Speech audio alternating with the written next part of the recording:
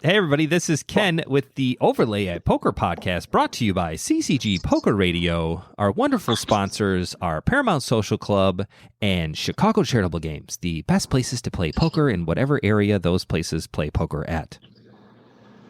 Hey, that was Brandon. a good promo. Yeah, it's not bad. What's up?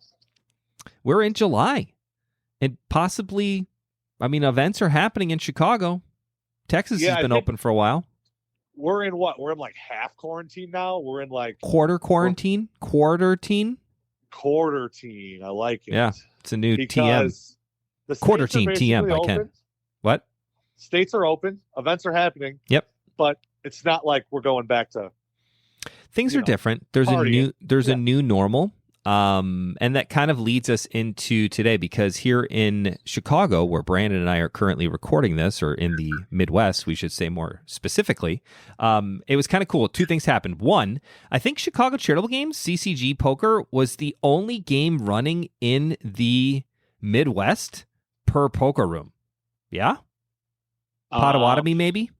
I don't even think Pato was running, no. I think there's the closest place that you can go play is Detroit. Ooh, Detroit. I always feel like in Canada, and then it's you might as well just go to Canada, Toronto. Have you ever been to Detroit?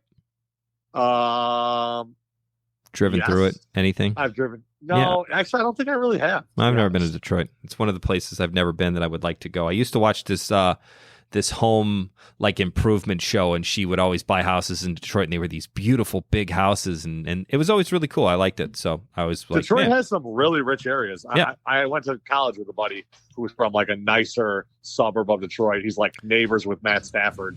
Ooh, nice. Pretty cool. His Snapchat's pretty cool. But there's some nice areas of Detroit, and there's also some bad areas of Detroit.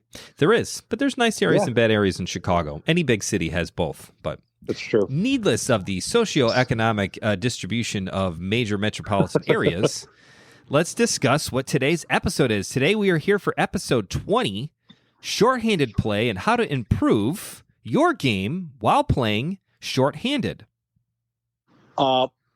More specifically, six max. Six max, because as of right now, and the segue from COVID into this episode 20, shorthanded play, and really six max play, because six max is really kind of like super shorthanded, yeah? I don't know if that's not a real term, but I feel like super shorthanded, I don't think is the way to describe it. I think when people think shorthanded, though, they think like 7, 8 players, out of a 9-handed cash game table, and probably around the same. I feel like 7 to 10 players is like one realm, like 4 to 6 is like 5 and 6 is its own deal, and then like 4-handed or less is like completely everything goes out at that point. I think full ring would be 7, 8, or 9, right? Because there's a lot of 8 max going on these days. Yep. And then 5 and 6 is really 6 max, which is kind of its own. There's niche. Changes. There's definitely changes, and obviously there's even more changes. And when you get down to 4 and 3-handed play, which is now final table, shorthanded, I think that's super shorthanded. That's fair. That's fair. I will give you that. 6 max is just 6 max. It's shorthanded, but there's still, I got you. It's right in the middle. There's obviously degrees to which we're discussing here. So again, the reason for this is that most of the poker rooms across the country that are open or planning to open are doing shorter-handed games. Like they're not going to the full ring games, 9 players. They want to have, 5 or 6 player max tables, so that way they can spread out a little bit more, and you have less people in contact. You kind of creating these little bubbles in a poker room where if those 6 guys are playing at table number 1, they're really not allowing for table changes and things of that nature that could kind of intermingle, right? I mean, that's a thing that's happening. Not everywhere, but it is happening. So the idea is that you're only getting exposed to 5 other players plus a dealer, where it's a little bit better in that sense. So I don't know. Yeah, I would say it is what it is. The average player that spends 6 hours there is really going to only come into contact with 3 dealers and maybe 6 to 10 players, depending on how many bust and get up and leave and stuff like that. And that's a long session. Yeah. Right. And you're talking about being, in decently close proximity to a dozen players. Conversely, at a normal, the horseshoe circuit or, the horseshoe or even a CCG event with 100 players in the stack, you are in close proximity to 60 to 100 players throughout the day. So it's exponentially higher. Right. You're really going from 100 players to 10 players exposure. So it's 90% decrease, which when you come to poker, I mean, that's as good as it's going to get. Yeah, just the nature of it. Right. It's like that's the best you can do, which I think is pretty good. But we want to go over today. We want to talk about, what changes in the sense of how is your play change? How does your ranges, opening ranges, 3-bet ranges, does your buy-in change? Do you do, what are the things that are different going into we're going to start with cash games, right, Brandon? Yeah, I think we're going to start with cash. We're going to kind of focus on cash games for the shorthanded play, and then some of the stuff will obviously carry over to tournament play. But like you said, in tournament play, if you're playing in a six max shorthanded tournament, you're basically playing 4, 5, 6-handed the whole time, and then at that point at the final table you'll go down. I always have a weird question: why do they do one extra player for if you play 6-handed the whole tournament, and then all of a sudden for the final table you go to 7? I think it's because there's a huge disadvantage of playing 3-handed compared to 4-handed. Whereas when there's 8 players, there's 2 tables left. It's 4 and 4. You knock out a player, it is now 4 players on one table, 3 players on another table. So that is a severe disadvantage. It's an advantage to be at the table with when there's 7 players left. If you're waiting to get to 6 in a tournament, if one table is playing 4-handed, that is a huge advantage over the other table who only has 3 players. They're getting screwed royally. Oh, that makes sense. Correct. That's a good. Hey, you answered my question really, which is nice. Thank you. I usually do answer. Yeah, it's what you're here for. You're my advisor, my consigliere. You always should have people. You should surround yourself with people who are smarter and better in the industry that you want. I don't want to say you're smarter than better than me in everything, but as far as poker and strategy, you're my go-to guy. When I got questions, I hit up the BK Schwai on Twitter and like, hey, hit me up. Is your Twitter account private now that your podcast famous? Oh no, I'm fully embracing it. I think I'm actually probably going to have that little blue check mark here in the next couple months. I'm going full blown El Presidente. I'm just going to be like, fuck it, I'm not doing it. If Twitter asks, be like, no, I don't. Do not put that check mark next to my name. I have 1 million followers. I want that check mark. Yeah, I want the check mark too. All right, roll it on us. Lay it on there. What are we going to start with? Give us some 6-handed tips, Brandon. All right, so let's just dive right into it. I think first thing, I'm just full on dive, not belly flop, we're diving. So first thing you need to know about 6-max is under the gun +1, under the gun +2 no longer exist, right? I mean, they're gone. Those are the 3 spots that you are going to play your tightest range from is early position. Oh, run that by me again. Under the gun +1, and under the gun +2. Those early position are now changed. No, right? they're gone. Yeah, they're gone. Yeah, like, your under the gun is the same as the low jack. I mean, you just eliminated that entire book of poker secrets for any of the plays that happen in those areas, those spots. They just don't exist in a 6-handed game. Correct. That's kind of dope when you explain it like that to a player that's like, oh, I'm not coming back. Because I've had a few people call me, be like, I'm not playing until we go back to full ring games. I'm like, that's cool. That could be like 2025. I don't even know when that's going to be. More like 2021, but yes. Maybe, yeah. No, I'm optimistic. Next year we'll be back to full. Yeah. But so really, I think the reason that people don't want to play 6-handed is because there's a lot less places to hide. Ooh, like that's you good. are going to get exploited more. You're gonna have to fight more. You can't just play this rock solid. I'm going to wait for aces because I only have to pay a small blind and big blind every 9 hands. The nits are punished. Punish the nits. Not only, it's the nits and even the non-nits. There's nits that win in 6-max, but because they know how to exploit people. It's the people that aren't playing very exploitative and the people that are just trying to hide around and let the cards win for them. Like they are more exposed and vulnerable, and they get more beat up in these games. So I wanted to use my one term that I'm going to throw out there before you do. Basically, what needs to happen is players' VPIP needs to go up, because if they have a low VPIP, they're going to be beaten up in these games because you can't hide, right? Correct. Bum, bada, bum, bum, bum. You like how I use the word VPIP, which is voluntary put in pot? I love it. Yeah, that's it. I just threw out my big it really zinger. Is not a word. It's I literally just like first quarter third down. I just ripped like an 80-yard fucking reception throw here. I'm dropping a bunch of F-bombs today. Literally throw like an 80-yard bomb and just nail it. I'm like, yep, I'm done. Take me out, coach. Send me home. Season 2. Literally season 2 of the overlay. Oh, yeah, we're starting season 2. We're going to introduce a new logo and stuff. We kind of got some cool things going on for that. So be prepared for that, folks. And when you notice a change, it's because we're in season 2. Episode 20 is now season 2. Anyways, I just blew it. I just got out there and threw my haymaker, and I'm done. Go ahead. All right. Well, I'll keep going. Yep. So really, under the gun is the low jack, and then you have hijack, cutoff, button, small blind, big blind.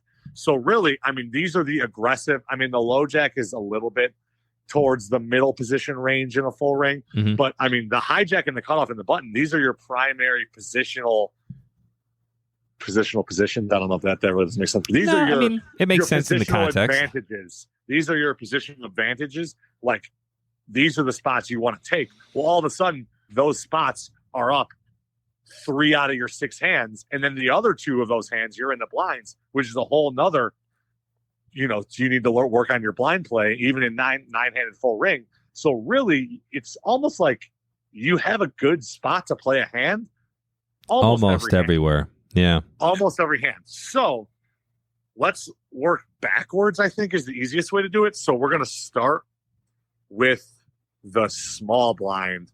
So I think the small blind is where you're really going to be playing a lot of hands, whether you're going to be facing a raise from these guys that are opening before you, or you're going to be playing heads up, small blind versus big blind.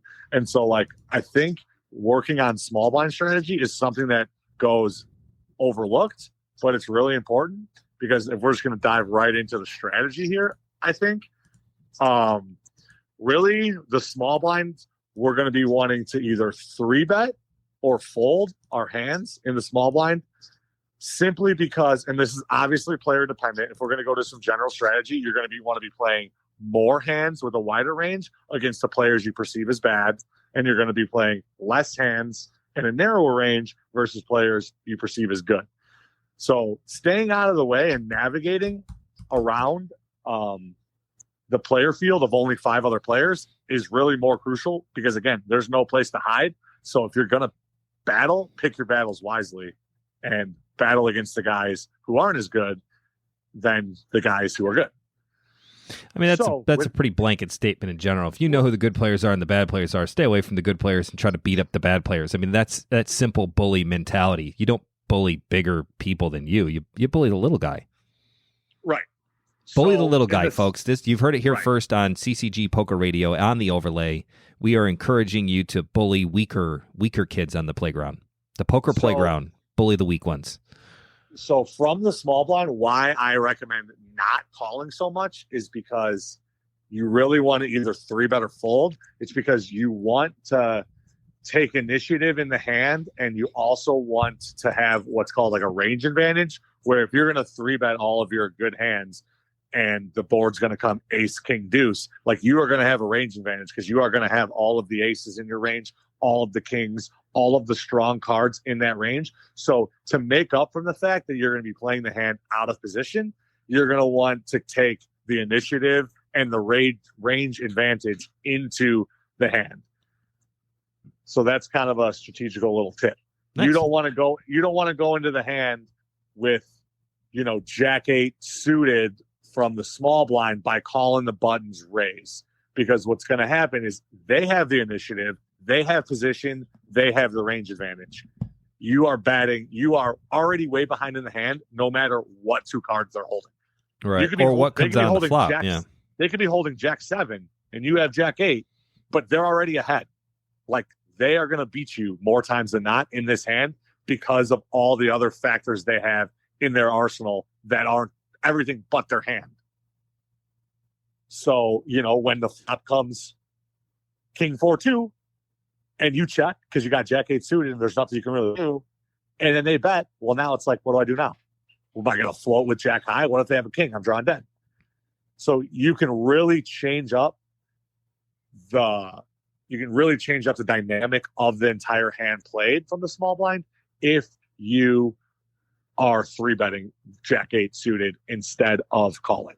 Nice. So So strategy number one from the small blind: 3-bet or fold when facing a race. I just like the idea of saying 3-bet or fold because I find so many different players when I watch games or when I play. I notice how often people are just limp calling, and like a limp call literally could not be. I mean, unless you're setting up some kind of trap for later, but just the idea of limp call is not a profitable, nope, plan.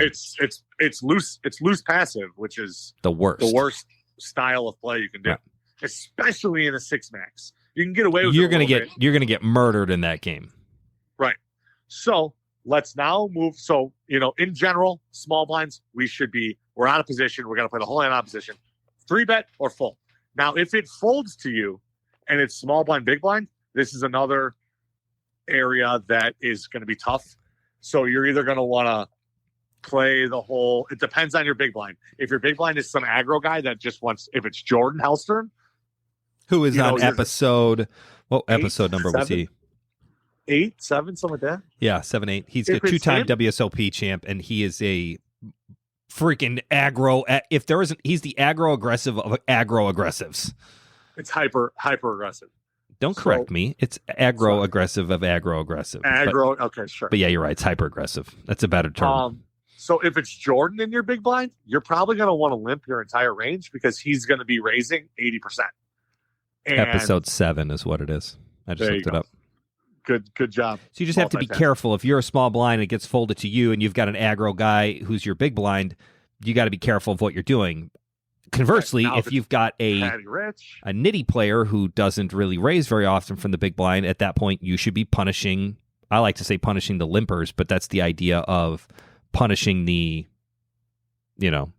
so they say, according to the Wizards, they say you're supposed to make it at least 3x, sometimes 4x. Wow. Which is a large sizing for these days. Usually we're in the 2.25 to 2.75 range. Mm-hmm. So, pounding it to a full 4 big blinds is, again, you're going to want to give them less incentive to defend bad hands because you're going to be out of position. And they already have a full big blind in. So you don't want to just, again, we're going to go with Jack 8 suited because it's right in the middle of range of hands that you can get dealt. And it's my favorite hand. We're even going to go up to Jack 9. You're going to want to make Jack 9 4x into these guys to get them to fold the Jack 10s and the Queen 7s and the stuff that you're behind because they're in position and you want to de-incentivize them from defending and stealing their full big blind. So that's kind of my 2 small blind strategies. And you're in the small blind once every 5 hands. So these are kind of small blind, big blind, button are the crucial 3. I mean, this is literally why you're going to go through each spot on its own, right, because you're there all the time. Right. You need to know what these are in order to improve your play vastly. All right, go ahead. So where are we at now? So now I think we should move forward to the big blind. Mm-hmm. Big blind is going to be pretty easy. You're going to be defending a lot. You're going to be defending a ton because you already have a full big blind in.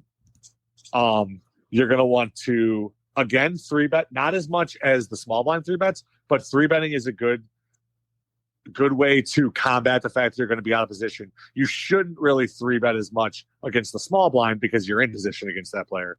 So, but when you're facing the buttons and the cutoffs and the hijacks, in general, you're going to want to 3-bet a little bit more to take advantage. Again, you want a rage advantage. You want initiative in the hand.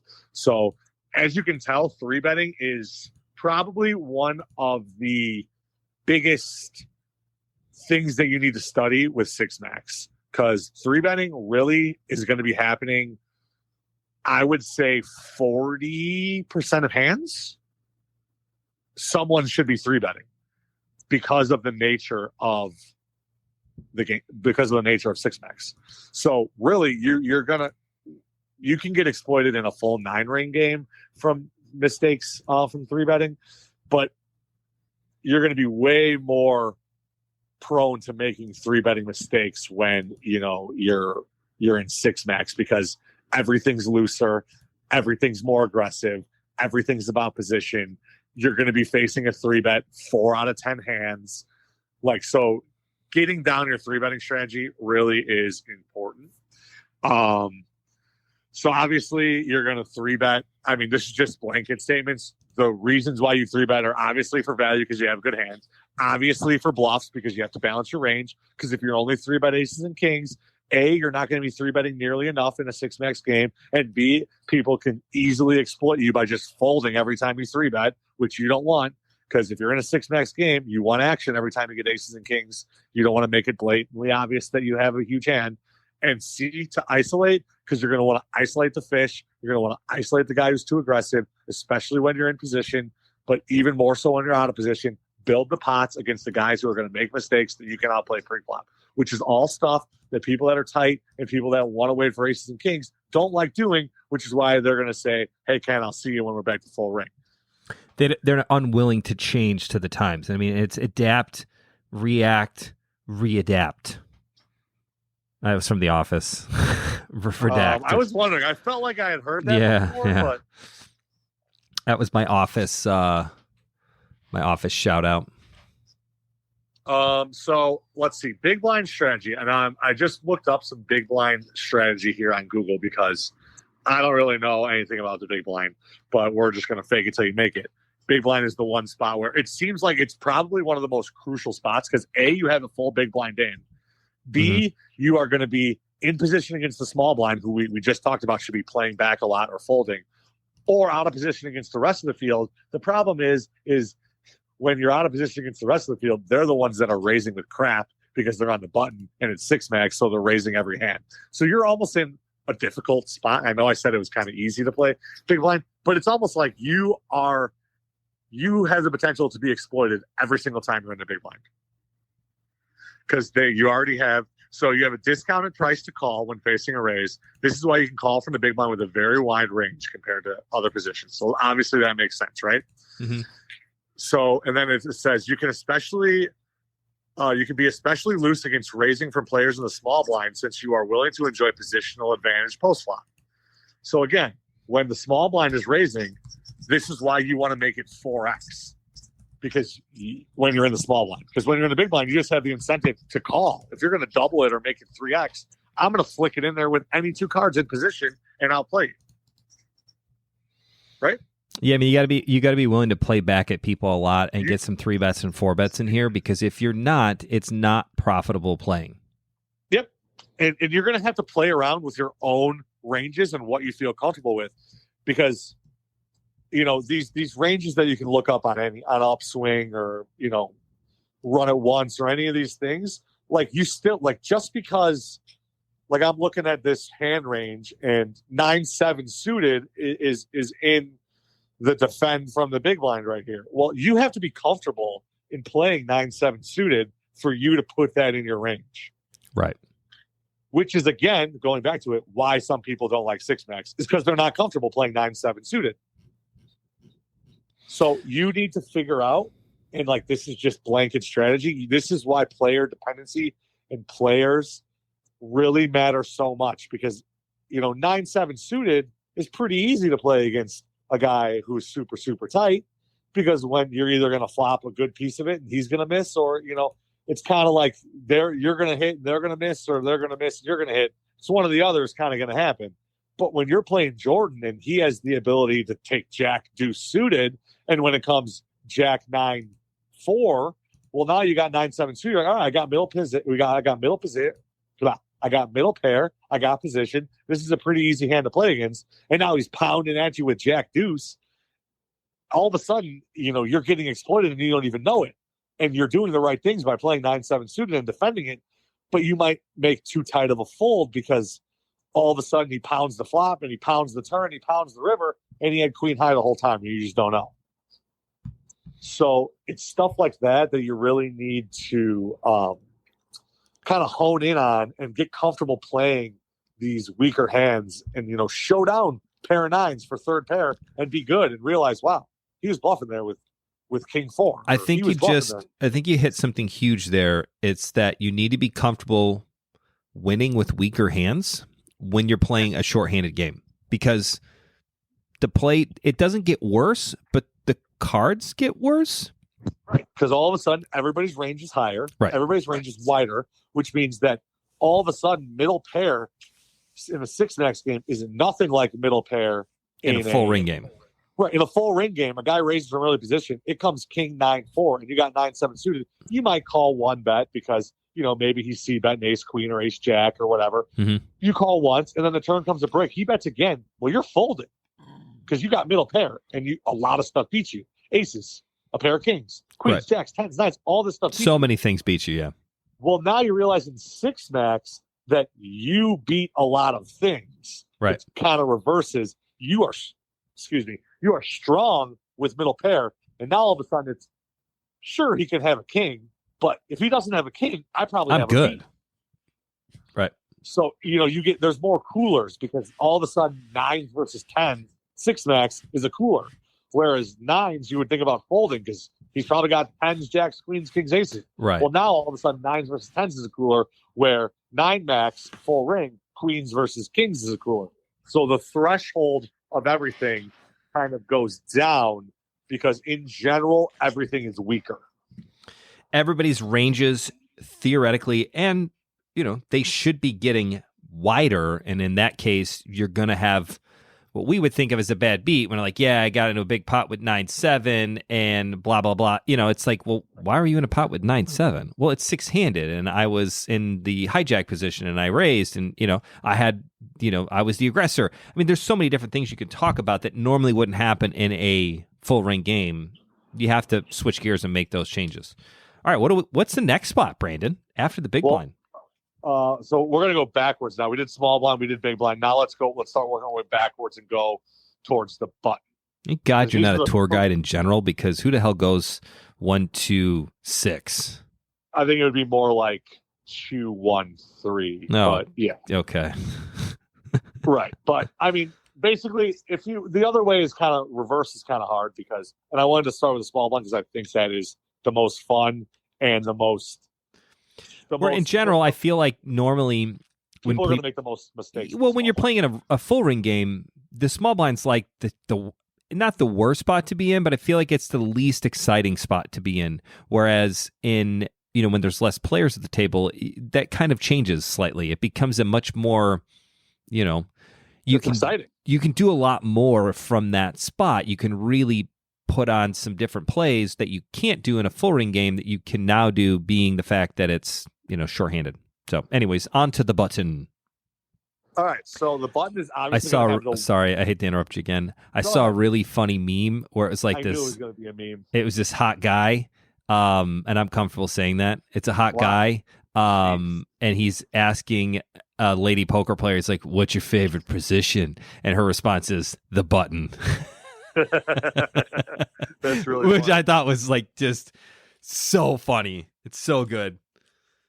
Anyways, go ahead, because I can totally see a lady poker player saying the button and then any guy coming up with some crude stupid joke, and it's like, man, take it to the next level here, and that's next level thinking, which is what we're trying to get you guys to do with shorthanded play. All right, well, so let's look at the button. So the button is obviously going to have your widest opening range of everything, and that's the same for 9-handed play, right? You're going to have the widest opening range. So I'm looking at a button opening range. It's all the aces suited, every ace all the way down to ace 2 suited, aces down to ace 9 off. It's got kings, king queen suited, king jack suited, king 10 suited, king 9 suited, king queen, queens, queen jack suited, queen 10 suited, jacks, 10s, 9s, 8, 7, 6, 5, 4, 3s, 2s. It's got jack 10 suited, jack 10 offsuit, Jesus. 10 9. It's got 10-9 suited all the way down to the worst hand of 5-4 suited. So anything from aces to 5-4 suited and all pocket pairs is going to be eligible to be a raise on the button. Wow. So if I'm looking at 4 or 5 suited on the button in a 6-max game, I should be betting. You should be raising. Right. I think bet as a thing. I think call is just a call. When I think bet, I think that's a raise. Maybe that's not a great way to do it, but to me, because the bets, the big blinds are the bets. It is. I just don't think of it as that, but maybe that's my own flaw. I'll start changing that thinking. So it's weird because there's there's this weird subset of hands when you're on the button that are too good. Let's go button and you're facing a raise. Okay. The cutoff or the hijack or the low jack, whatever. One of them, they opened. It's on you. Obviously, aces through nines, you're going to 3-bet, right? Let's just put that out there. Ace. Mm-hmm. And you're obviously going to 3-bet ace king and ace queen and ace king offsuit and ace queen offsuit. Okay, we found our 3-bet range. Well, then we get in this weird range of, those are the obvious 3-bets because they're super strong hands. You're going to be 3-betting those from any position, especially the button. So then you get in this weird subset of hands that are too good. They're too good to fold, but not good enough to 3-bet. These are the very few hands that you should be calling with. And they're hands like king 10 suited and queen 10 suited and 8s and 7s and 8-7 suited and ace 8 and 8-9 suited. So this weird, like, I have a good hand, but it's not really good, so I shouldn't 3-bet for a slam dunk. These are your eligible calling hands on the button. And it's really a small range because then you get worse. So it's, according to the chart, it says ace 9 and ace 8 suited should be calls, but then ace 7 through ace deuce suited could be eligible for a 3-bet because now the hand is not good enough to be in that call set. It's also not good enough to be raising for value. So this is how you construct your bluff raising range from the button, that these hands are weak enough to where you should be 3-betting in bluffs. And this is how you get a balanced range. So I don't know if I can really say that. I wish I could post this chart so you guys can see it visually. You can. But you can put it out on Twitter. Basically, it's showing that aces through ace 10 suited, you should be 3-betting for value. Ace 9 and ace 8 suited, you should be calling. And then ace 7 through ace deuce suited, you should be 3-betting for bluffs. And when I say bluffs, I don't mean bluffing like, ha ha ha, I have nothing, you're bluffing, but to construct a range of some great hands and some bad hands. These are the bad hands you want to have. Ace 5 suited. Also 10-9 suited, 7-6 suited, 6-5 suited. And the idea of being able to suited. bluff with those bad hands is that if you actually go to showdown and show them, you can justify why you did it? Or that it makes more logical sense to your other players where they're going to balance you out, that sometimes you could have it, sometimes you can't? Correct. It's more of the latter. It's more of the fact that you want to be bluffing. You don't want to take ace deuce suited and turn it into a bluff, because that's just a poorly constructed range where you're playing too loose and like you're just bluffing for the sake of bluffing. Mm-hmm. And like, in order to have a GTO sound range set in stone, you need to have good bluffs. These are bluffs that are blocking aces. I mean, if you have ace deuce suited, you're 3-bet bluffing, but if you get called, like, you can still turn your hand into a good hand. You can make nut flushes. You can make wheels that are going to be sneaky. You can make top pair of aces, which is good 6-handed. But you want to construct it so you don't always just have ace king or ace queen or ace 10 or aces or kings in these spots. So you want to pick some hands that are weaker but still good to 3-bet as bluffs. Consider 3-bet bluffing hands with hands that seem slightly too weak to play, Break even or slightly losing calls are usually perfect choices for 3-bets. So ace 3 suited, that's a losing call because the hand's too weak to call. But it's a profitable spot to 3-bet because it balances out your range. Nice. Yeah. So I think that's pretty interesting, because really, according to this chart, there isn't very many hands you should be flat calling on the button with. There really isn't. It's literally, they're in the green. It's deuces through nines. That's what? 2, 4, 6. That's 8 hands. It has 9-8 suited, 8-7 suited, ace 9 suited, ace 8 suited, and king 10 suited. That's it. Those should be the only hands you're calling with on the button. Everything else you should be raising or folding. Yep. And now, like, these hands that are in the orange, like the 5-4 suiteds and the 6-5 suiteds, those say 3-bet or call. So those are going to be where if it's Jordan, you might want to 3-bet because you're going to use your position and you're going to beat aggression with aggression. Whereas if it's Patty Rich, you'll just fold, Right. or defend. Whereas, so you're going to want to pick those spots. It's not just like, oh, every time I get 5-4 suit and I'm on the button, I should be 3-betting. Like, no, that's not what I'm saying. Like, you need to mix those hands as many times as you raise with aces, kings, queens, and ace king. You need to raise with one of these other hands to be balanced, and that's how you keep every player on their toes and everybody from knowing what you're doing. Because half the time you show aces, and half the time you show ace 3 suited or 7-6 suited, and now all of a sudden it's like, well, shit, what? How do I know what they have? And that's exactly what you should be doing. And you don't want to do it to the extent where you're going 100%, because 100%, 100%, now all of a sudden you're playing too many hands where you're just not going to make enough. You're only using position as your only position, and aggression can only go so far. You still have to show up with hands. Occasionally. You show down. Occasionally. Right. Occasionally, you're going to have to still show down something. And I mean, unfortunately, your 2 cards are sometimes going to have to get flipped over on their backs and shown. So it's kind of a fine line between playing every hand and playing no hands. This is a way to balance out a nice button range. So again, the takeaway is you shouldn't be calling the button with these hands. If your hand's good enough to play, 3-bet him if the guy's aggressive. Because he, again, is going to have a looser opening range. He might be playing 90% of hands. So you need to be 3-betting here with 7-6 suited or ace 2 suited as a bluff. This is a 3-bet as a bluff.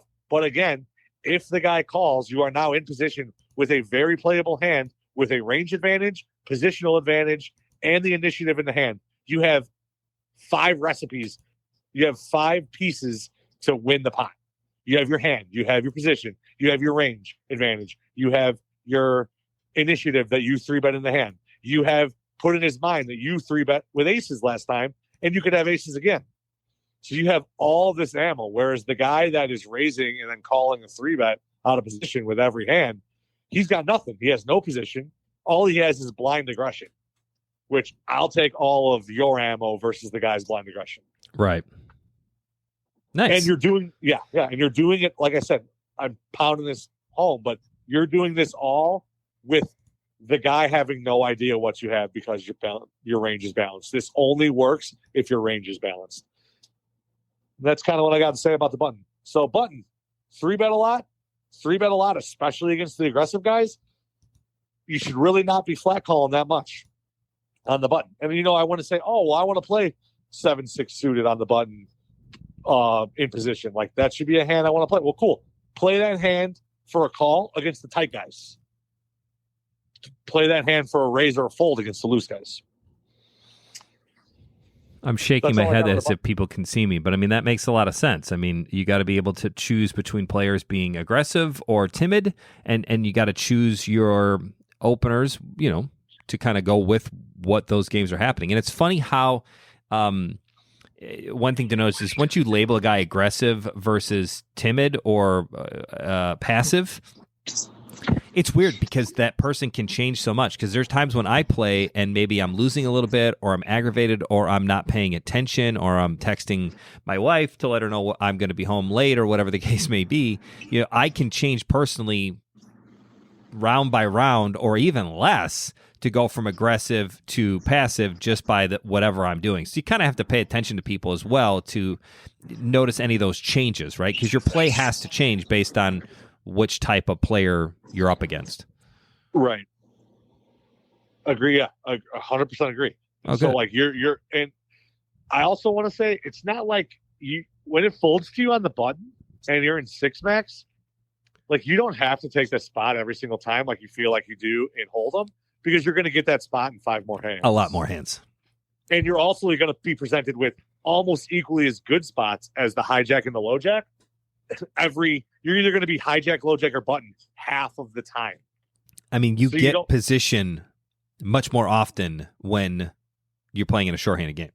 Right. That's the benefit of it. And you're fighting when you're out of position. You're combating the out of position by 3-betting. in the small blind and big blind, like we reviewed. So like you're gonna have advantages all the time. That's what's crazy about six max play is the hands. I think I can say this, and this might be a big takeaway. The hands rarely play themselves.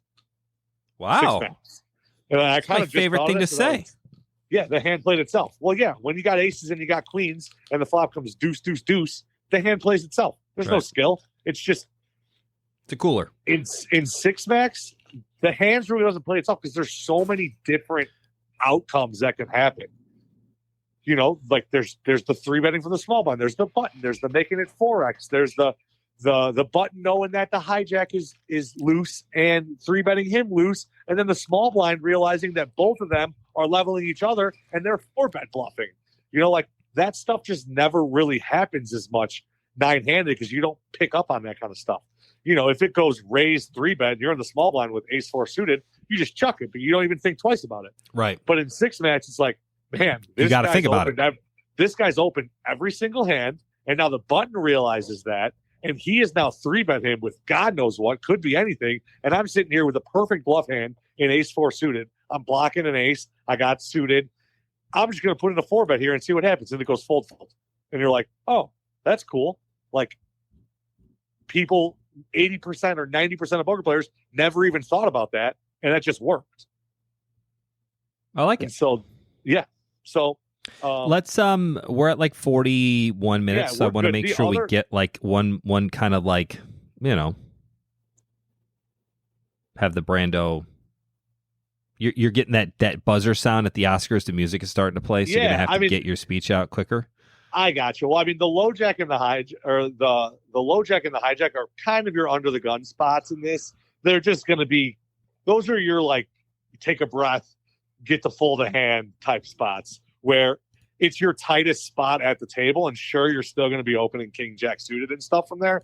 But I mean, you can look down at king 9 and king 8 and king 10 suited and stuff like that, and king 7 suited. And you can just muck those hands because they're kind of like your take a breath type hands where I just got through the blinds. I just got through my positional buttons. Those are going to be your spots where you can play tight and you're not going to get, you know, those are kind of easy spots to play. Those are just your general range. You need to look out for when you're going to get played back at by the button and the small blind. But in general, those should be your tightest spots. Nice. And that, yeah. So, I mean, that kind of really button and the blinds are really the three spots you need to take. And I know this is a lot pre-flop, but six max is a ton more pre-flop leveling, a ton more taking it down pre-flop bluffing. It's a lot more pre-flop than going to the flop. In general, that's going to set yourself up for good strategy. Obviously, we can go on for days on defending and middle pair and bottom pair and, you know, double barrel bluffing and, you know, delayed c betting and all kinds of good stuff that six max really changes. But the core of your 3-bet or the core of your six max play should be in your 3-bet range construction. And that's going to make everything a lot easier. It really is. Because if you go into six max trying to play every single hand, seeing flops with every single hand, you should be seeing flops against the fish only with garbage and staying away from the good players because you're just going to get outplayed. You're going to get put into spots that you've never been in before. And it's hard. And the only way you understand these spots is understanding the constructions of their range and trying to outplay them, which is really tough to do with dog shit hands. Nice. So the easiest way and the simplest thing is get your pre-flop stuff down. And it's the same thing with PLO. You get your pre-flop ranges down, it makes everything easy. But when you get into PLO with the 7-6-5 deuce double suited and you flop an open ender and a 7-high flush draw, and you're like, well, this is good, but if I'm getting it all in against somebody, he's probably got a better flush draw on a set. But maybe a bigger straight draw. Yeah. Why am I playing 7-6-5 right. if I'm not going to play on the 4-3? You know, you're lost, and it's not because you're lost, and it's not because you're bad. Like good players get lost too because you're creating that situation for yourself to get lost. So in general, walk through the woods with the lighted path. That's easy to walk through instead of taking a left through the dark path where you're going to get lost and have no idea and might end up dead. Wow. So that's it. That's my six max pre-flop tutorial. That was good. I liked it. I sat and listened through a lot of that because I'm trying to think of how much it's funny when I have good sessions with Pot Limit Omaha, and that's really the only cash game that I play on a regular basis or semi-regular basis. And it's exactly what you just said. When my pre-flop ranges are better, meaning I'm more able to fold that 7-5-6 deuce double suited, where I'm like, ooh, sexy, double suited. They go together. This is a good hand. That's like Ken's range card is like, A, are they moderately in the same range? B, do they have the same colors? And C, are they pretty? And I'm like, yes, let's make all of those things happen and we go forward from there. But I think you're right. When you're playing, you have to change your thinking to be, good Lord, you have to change your thinking on shorthanded play to be specific to shorthanded play, right? Because we talked about it so much, how players get different when they get shorthanded, especially in tournaments. I know most of this we talked about today was cash games, but I think shorthanded play is going to be the new thing for 2020. I think we might start seeing less players at the table. That's just something that's going to happen. I mean, in all honesty, if you think of it from the poker room stance, they probably they like seven-handed games. Yes? 100%. Yeah, I mean, if you ask the Venetian what's the perfect number that you'd like players to play at, and they'd say 7, maybe 8 tops. Yeah, I agree. So I think we're going to have to get used to this shorthanded play.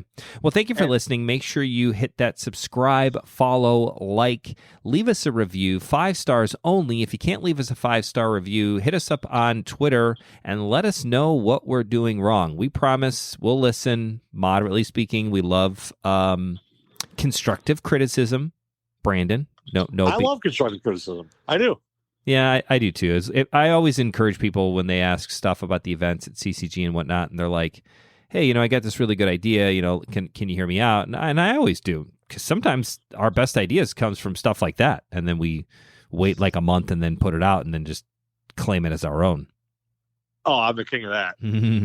It's the American dream. Take somebody else's idea, change it slightly, and put it out as your own. Right, like the stack. Like that was 100% Brando idea. Yeah, it was. I just took from Vegas. Nice. No. From the Venetian, actually. Yeah. Well, cool. That's going to do it for episode 20. Thank you for listening. Can we say what?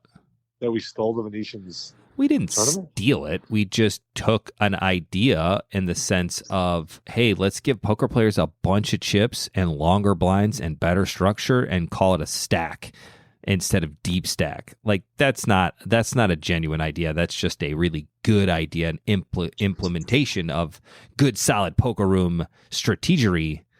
I don't think that's a bad thing. I'm pretty good at poker. It's a compliment. Yeah. What do they say?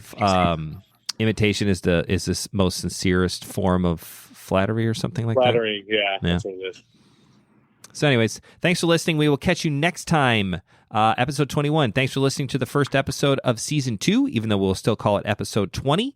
New logo. Shout it out. Let us know if you like it. Other than that, Brandon, you want to leave us off today? No. You just put me on the spot. I'm scared. You got to do it. Farewell, everyone. See you next time. Bye.